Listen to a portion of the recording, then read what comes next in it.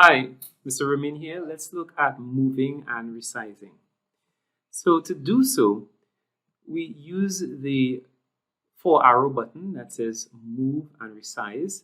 I click on it and then I can drag my mouse over any item on my screen to select it, hold it down and move. I can select, hold down and move. So I can do that.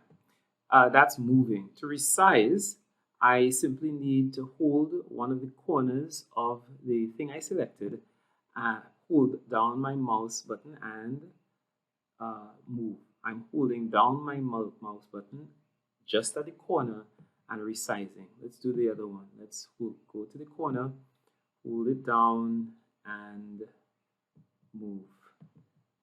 Here, so I can do that.